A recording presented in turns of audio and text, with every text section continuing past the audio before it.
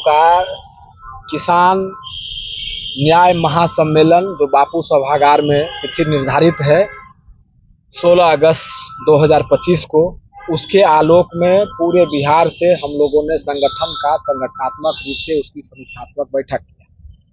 आए दिन लगातार जब से 14 वाले लोग आए हुए हैं, 14 के पहले गुजरात के मुख्यमंत्री, आप लोग समझते हैं, आप लोग समझदार आदमी हैं, मीडिया के साथी हैं, तो कई वादों उन्होंने किसानों को लेकर के किया। बनने से पहले उन्होंने ही कहा था कि 2022 तक किसानों की आय को दोगुनी कर दें।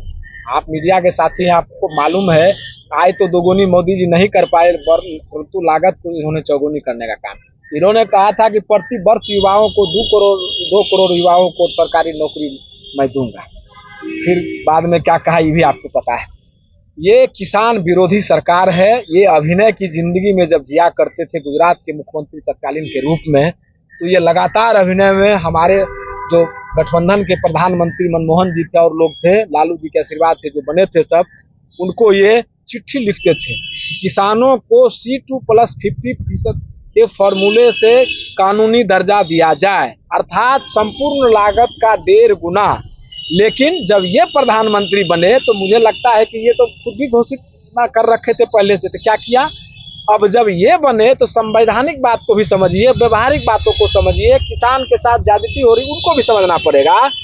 जा करके इनके सॉलिसिटर जनरल जो है सुप्रीम कोर्ट में इनके प्रतिनिधि होते हैं अधिवक्ता के रूप में, वो कहते हैं कि किसानों को, भारतीय किसानों को अगर C2+50% फॉर्मूले से किसानों को कानूनी दर्जा हम देंगे फसल का, तो देश की आर्थिक स्थिति चरमरा जाएगी। तो हम पूछना चाहते हैं प्रधानमंत्री जी से कि जब आप गुजरात के मुख्यमंत्री थे तब ज्ञानी थे कि अब अज्ञानी हो गए हैं, बताना तो उन्हीं को पड़ेगा ना, क्योंकि उन्होंने ही दोनों बात एक समय में एक साथ, एक ही व्यक्ति 2 बात कर रहा है 2 पद पर। जब मुख्यमंत्री के रूप में थे तो कुछ और, प्रधानमंत्री के रूप में है तो कुछ और। आओ योजना भी तो दे रहे हैं, उस पे भी घोषणा करते हैं। मैं आ रहा हूँ। आप किसानों की जो दैनिक आय है, ये NCRB का डाटा है, वो उन्हीं का जो केंद्र सरकार के नियंत्रण अधीन है, वो कह रही है किसानों का जो प्रतिदिन आय है, किसान मजदूर होते हुए 27 रुपया आय है उनकी पूरी। अब बताइए 27 रुपया में जो परिवारों की संवैधानिक संख्या है, मिनिमम की मैं बात कर ले रहा हूँ, तब भी पति पत्नी, वृद्ध माँ बाप जीवित होंगे तो 4, बच्चे 2 होंगे तो 6 लोगों की पढ़ाई लिखाई, चिकित्सा, शिक्षा, ये 27 रुपया में संभव है? आपसे मैं पूछना चाहता हूं, मीडिया के साथ जो आप लोगों ने सवाल किया था, संभव है 27 रुपया में? किसान, बिहार के किसान मजदूर हो गए। कहाँ के मजदूर हो गए? किसने बनाया?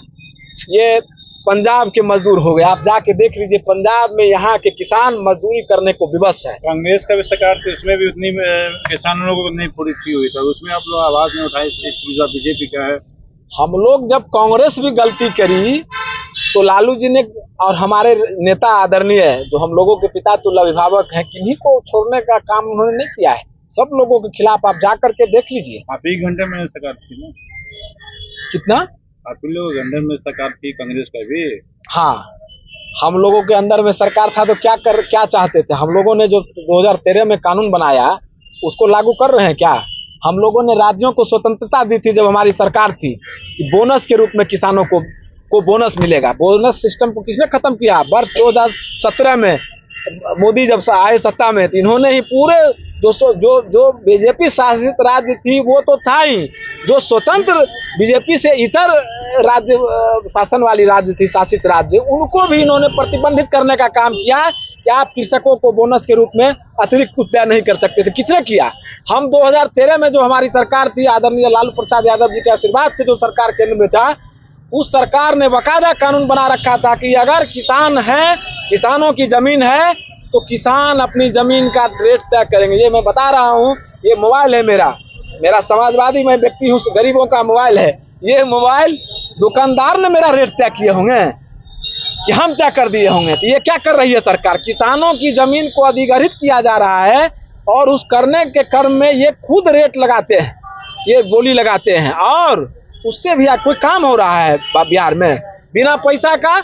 आप थाना में देखिए, किसी के सिर में गोली लगा हुआ है, व्यक्ति मृत्यु के प्राप्त होने के कगार पर है इस मृत्यु लोक में, और थानेदार पीड़ित पक्ष और अभियुक्त पक्ष इससे 10,000। आपकी क्या सरकार 17 वर्ष थी, आपकी सरकार में भी इतना कांड होते थे, उसमें आप मेरे सरकार में अफसरशाही कभी इतना बेलगाम नहीं था। हमारे लालू जी के सरकार में आप देख लीजिए, सारे अधिकारियों को दिशा निर्देश था कि हमारे आम आवाम तमाम गरीब गुरबे जितने जाएंगे सबों के लिए संख्या के हिसाब से, सामाजिक संरचना के हिसाब से कुर्सियों की संख्या तय हो। ये श्रीमान श्री लालू प्रसाद यादव भी कर सकते हैं।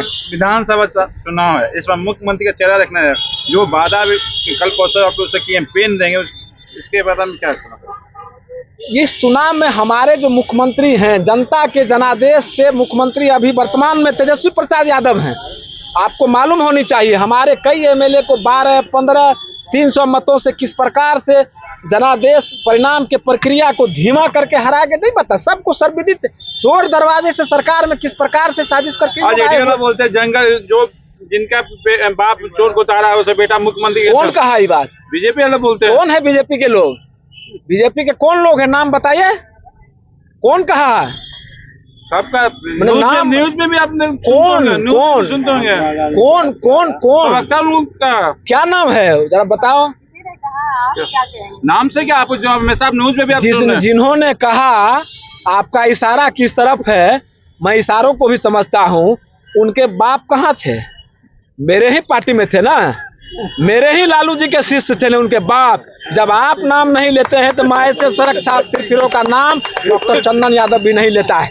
उसका बाप कहाँ था? बेटा छोड़ दीजिए ना, कहा किस विश्वविद्यालय के छात्र हैं? हमारे लालू जी